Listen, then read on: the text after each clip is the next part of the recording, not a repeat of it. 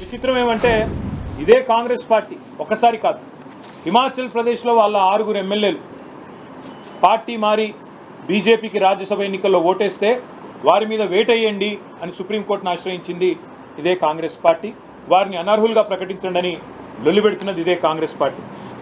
Supreme court దాకా వెళ్ళి ఒక ఎమ్మెల్యే గారు మణిపూర్లో ఆనాడు శ్యామ్ నాయక్ అనే ఎమ్మెల్యే శ్యామ్ కుమార్ అనే ఎమ్మెల్యే బీజేపీలో చేరి మంత్రి పదవి తీసుకుంటే ఆయన అనర్హుడుగా ప్రకటించేదాకా సుప్రీంకోర్టులో కూడా పిటిషన్లు వేసి కొట్లాడి ఫైనల్గా సుప్రీంకోర్టు నుంచి కూడా తీర్పును తీసుకొచ్చింది కాంగ్రెస్ పార్టీ. అది ఏం తీర్పు తెచ్చారు? 3 నెలలు చాలు స్పీకర్ గారికి, 3 నెలలు మాత్రమే కాల పరిమితి డిస్క్వాలిఫికేషన్ పిటిషన్ మీద నిర్ణయించడానికి అనేది కాంగ్రెస్ పార్టీ పిటిషన్ మీద సుప్రీంకోర్టు ఇచ్చిన తీర్పు. హర్యానాలో ఒక కాంగ్రెస్ ఎమ్మెల్యే కిరణ్ చౌదరి గారు బీజేపీలోకి పోతే అక్కడ స్పీకర్కు పిటిషన్ ఇచ్చారు, న్యాయ పోరాటం చేస్తున్నారు, వారిని అనర్హులుగా ప్రకటించాలని. మహారాష్ట్రలో కాంగ్రెస్ ఎమ్మెల్యేల మీద బీజేపీ పడితే, అక్కడ ఏక్నాథ్ షిండే గారి శివసేన పడితే అక్కడ ప్రదేశ్ కాంగ్రెస్ కమిటీ అధ్యక్షుడు బాలాసాహెబ్ తొరాట్ గారు అంటారు, సామధాన భేద దండోపాయాలు ప్రయోగించి ఈ రాష్ట్ర ప్రభుత్వం మా ఎమ్మెల్యేలను గుంజుకుంటుందని చెప్తారు. ఇక రాహుల్ గాంధీ గారు అయితే మరింత విడ్డూరం.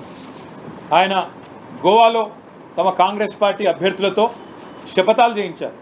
మీరు గెలిస్తే ఎమ్మెల్యేలు అవుతే మేము రేపు పార్టీ మారము అని శపథాలు కూడా చేయించినారు. ఇక చెప్పుకుంటూ పోతే ఇంకా వింతలు విడ్డూరాలు చాలా ఉన్నాయి. ముఖ్యంగా ఆయన సిద్ధరామయ్య గారు ఆయన అంటారు 50 కోట్లు ఇస్తున్నారు కర్ణాటకలో కాంగ్రెస్ ఎమ్మెల్యేలకు, బీజేపీలో లాక్కుంటున్నారు అని సిద్ధరామయ్య గారు ఆయన కూడా ఒక స్టేట్మెంట్ ఇచ్చారు. ఇది స్పీకర్ గారు ఇచ్చిన తీర్పు, సుప్రీంకోర్టు స్పీకర్కి ఇచ్చిన తీర్పు. Speaker needs only 3 months to decide. అంతకంటే ఎక్కువైతే సుప్రీంకోర్టు తీర్పును ఉల్లంఘించినట్టు అవుతుంది. మేము దానం నాగేందర్ గారి మీద ఇచ్చిన పిటిషన్ మార్చి 18 నాడు ఇచ్చాం. జూన్ 18 కల్లా స్పీకర్ గారు తేల్చి ఉండాలి, తేల్చలేదు. మేము హైకోర్టుకు పోయాము, హైకోర్టులో ఇవాళ ఆ పిటిషన్ విచారణలో ఉంది. హైకోర్టులో న్యాయం జరుగుతుంది అనే బలమైన నమ్మకం మాకుంది. ఒకవేళ జరగకపోతే తప్పకుండా సుప్రీంకోర్టుకు వచ్చే ఆలోచన కూడా మాకుంది. ఇంకా విచిత్రమైన విషయం, రాహుల్ గాంధీ గారు ఆయన పార్టీ ఇది హైదరాబాద్ వేదికగా, తుక్కుగూడ వేదికగా జాతీయ మేనిఫెస్టో, కాంగ్రెస్ పార్టీ యొక్క జాతీయ మేనిఫెస్టో న్యాయపత్ర అనే పేరిట తెలంగాణలో ఆవిష్కరించారు.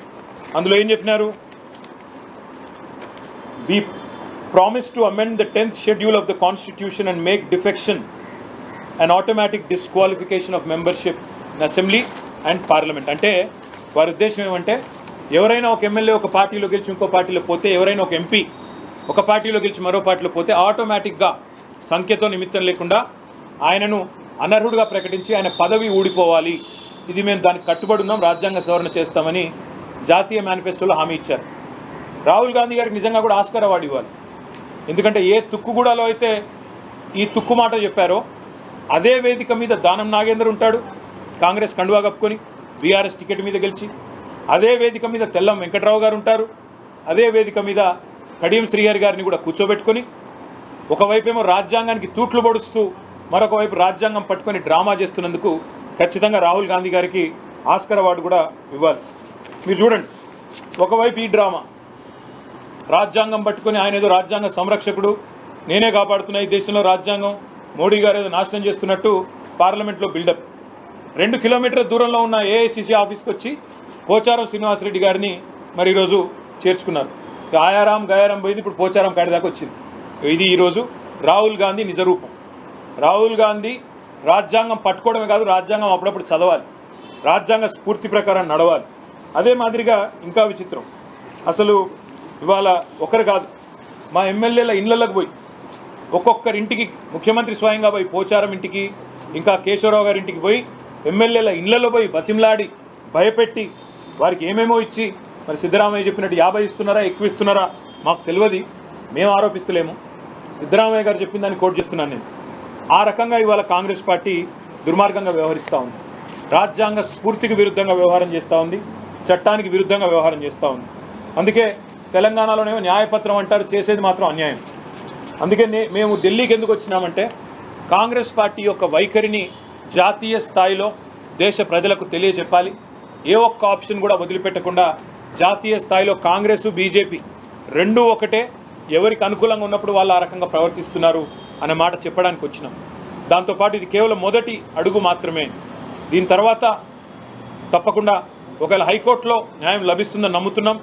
తప్పకుండా న్యాయం గెలుస్తుంది. దానం నాగేందర్ గారితో పాటు పార్టీ మారిన 6 ఎమ్మెల్యేలను కూడా వెంటనే డిస్క్వాలిఫై చేస్తారని నమ్ముతున్నాం. ఎందుకంటే మా పార్టీ టికెట్ మీద ఎమ్మెల్యేగా గెలిచారు. మళ్ళీ ఆయనే రాజీనామా చేయకుండా సికింద్రాబాద్ ఎంపీగా కాంగ్రెస్ పార్టీ టికెట్ మీద బీఫామ్ మీద పోటీ చేశారు. అంతకంటే ఓపెన్ అండ్ షట్ కేసు అయితే ఏమి ఉండదు. ఇందులో ఇంకేదో చదవడానికి కానీ అర్థం చేసుకోవడానికి కానీ ఇంకేం లేదు. కాబట్టి మేము ఆలోచిస్తున్నది న్యాయం లభిస్తుంది హైకోర్టులో అని. ఒకవేళ లభించకపోతే సుప్రీంకోర్టుకు వస్తాం. సుప్రీంకోర్టులో కూడా తొందరలోనే పిటిషన్ కూడా వేయడానికి కూడా అన్ని సిద్ధం చేసుకుంటున్నాం. చాలామంది రాజ్యాంగ న్యాయ నిపుణుల్ని కూడా సంప్రదించినాం. అదే మాదిరిగా ప్రెసిడెంట్ ఆఫ్ ఇండియాని కూడా అవసరమైతే కలుస్తాం.